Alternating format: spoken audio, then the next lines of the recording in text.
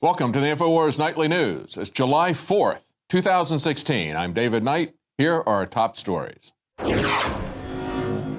We celebrate the 4th of July as a reminder of earning our independence from a tyrannical and oppressive government. Just a reminder to the Obama administration, there's plenty of room on the calendar for another holiday.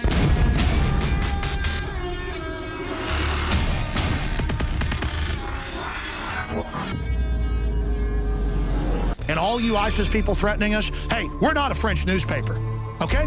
We got people that have taken your asses out in this building right now. We're armed to the teeth, and we're not scared. You got that, you sons of bitches? This is Texas. You want to threaten me, you can go straight to hell. You understand that? Never water yourself down just because someone can't handle you at 100 proof. It's the Alex Jones Show, because there's a war on for your mind. Today is the day that Americans celebrate our Declaration of Independence from Great Britain. And of course, it's not just a day. This is something that continues every day. It was when we laid out the basis of government from our American perspective. That is, that government is there to protect our liberties, our God-given rights. And when a government destroys those liberties, it is our right, it is our duty to alter or abolish that government. That's essentially what happened in Great Britain, interestingly enough, about 10 days ago. They declared their independence from a European superstate that is metastasizing like the cancer it is. Now, we're going to have another opportunity in America. As I point out, this is not something that was 200 and some odd years in the past. This is an ongoing struggle to keep our freedom. We're going to have an election in America, and the issue before us is the same one that was put before the British people. And that is, are we going to be ruled by a globalist cabal of politicians and multinational corporations that write our rules for us, that write our laws for us, that we have absolutely no control over? That's what is coming up with the Trans-Pacific, the transatlantic partnerships. We've already seen glimpses of that with NAFTA. We understand that it is sold to us as an economic opportunity, but it is really opportunism by the globalists who use it for political consolidation. The game is up. We understand what you're doing.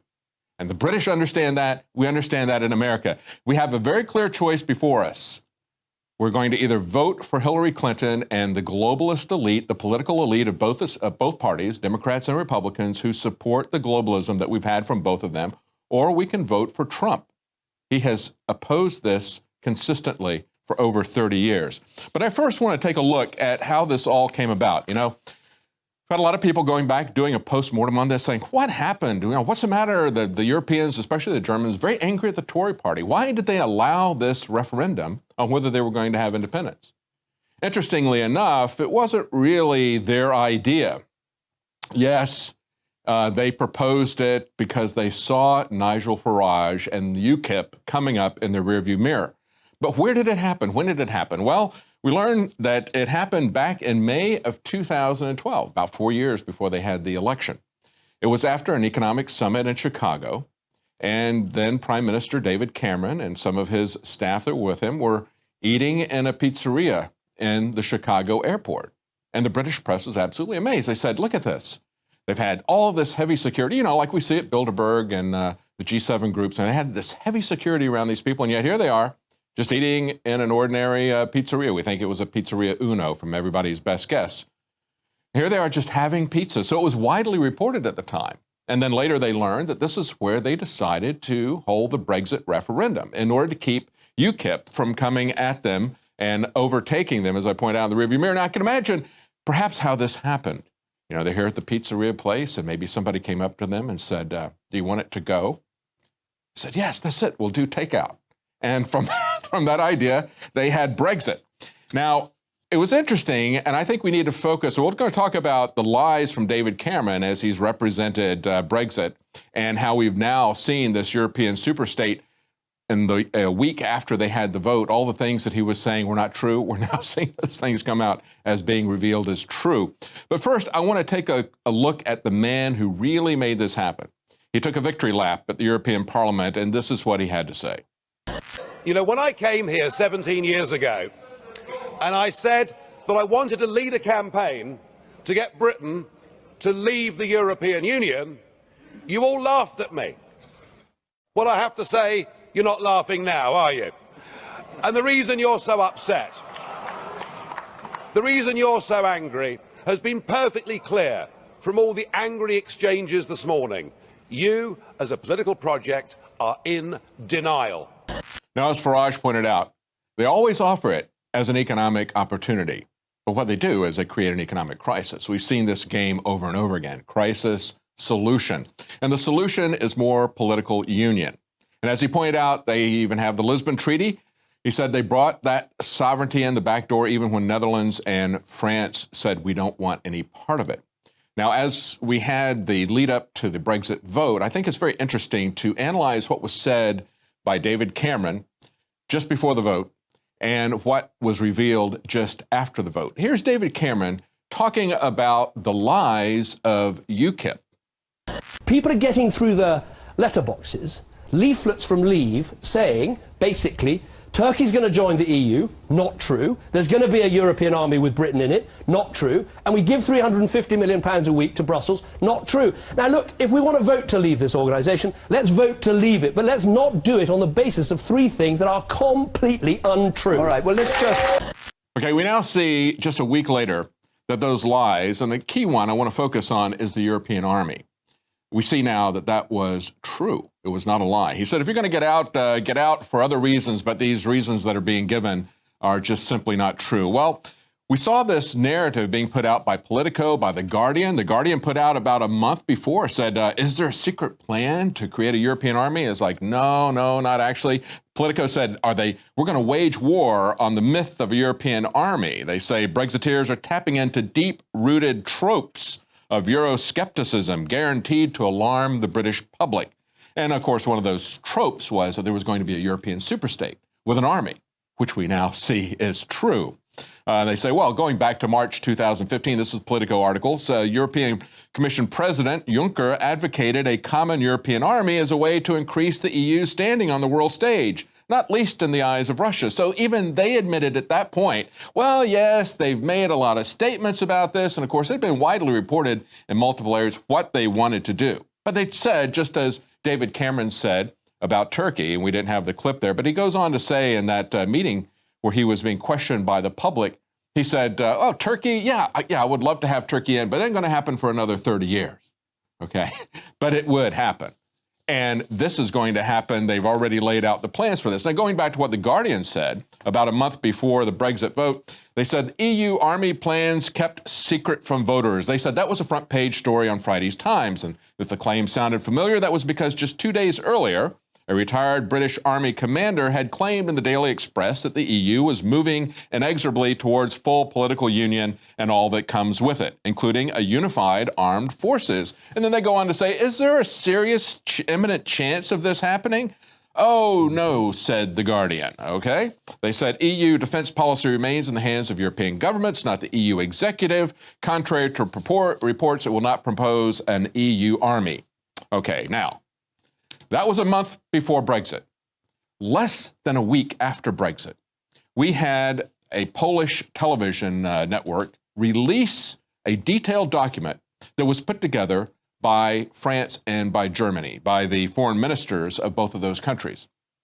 Now, this document was not written over the weekend. It was released on the Monday following the Brexit vote. This was something that had been developed for quite some time. They don't produce documents like this in these massive bureaucracies as a joint statement between two foreign ministers of two countries without a lot of advanced preparation. So at the time all this was being downplayed in the press, they were well into this document. I want to look at this document with you and ask you to honestly think about this. Are they talking about creating a European army under an executive power? And we will see very clearly that they are.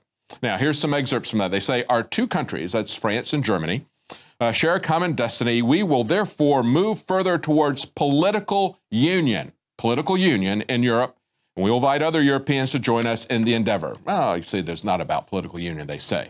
They go on to say, France and Germany will therefore promote a more coherent and more assertive Europe on the world stage. They're going to project power, folks.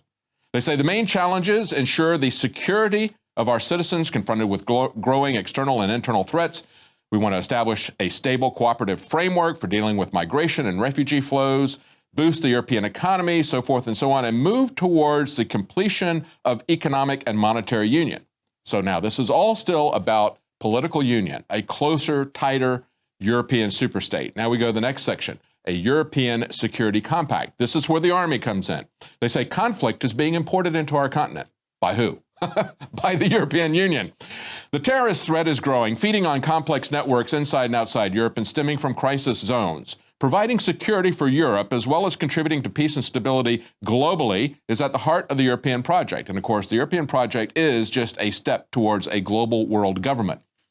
We see the EU, they go on to say, as a key power in its neighborhood, but also as an actor for peace and stability with global reach, tackling global challenges, a rules-based international order underpinned by strategic stability. Think about that. This is all about globalism, folks. This is not even about a European superstate. This is about a world superstate. They are a building block toward that. This is why they hate to see it unraveling, as it appears that it may. They're talking about global challenges, and they're talking about a rules-based international order. Who's going to write those rules? The same people that write our secret treaties that our elected representatives are not even allowed to read, okay?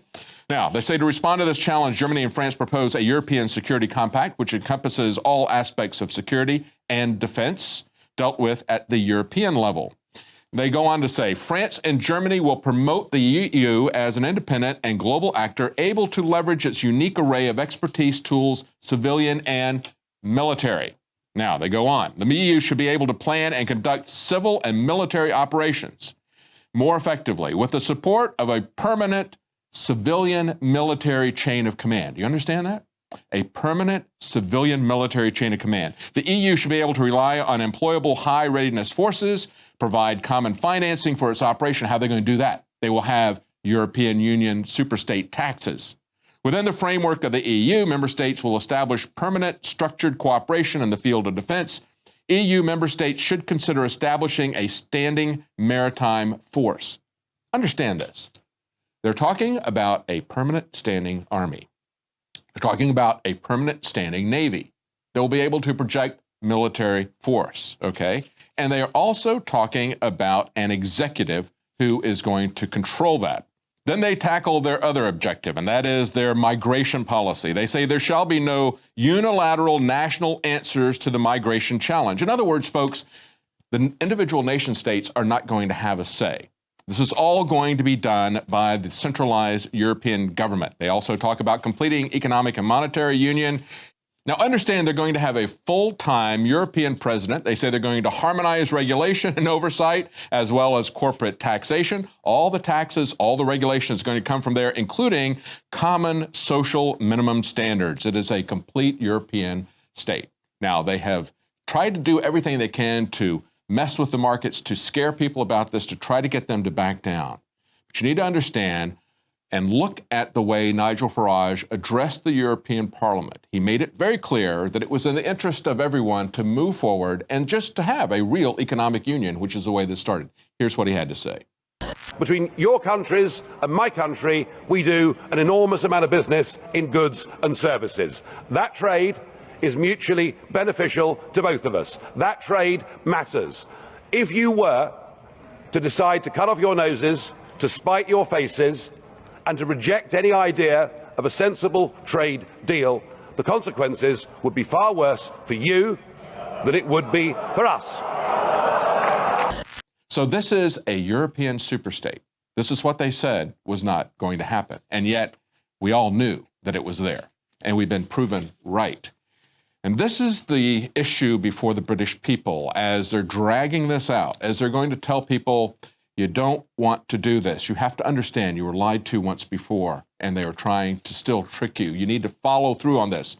Now, when we come back, we're going to have Jakari Jackson, Joe Biggs, and Michael Zimmerman talk about what it's like to be reporters in the midst of a riot, because we are going to have reporters that are going to be in the midst, I think, of a couple of riots. Not only the Republican, but also the Democrat convention, I think, are going to be quite dangerous this year. They're going to talk to you when we come back about what it's like to be in the middle of that. Stay with us. We'll be right back.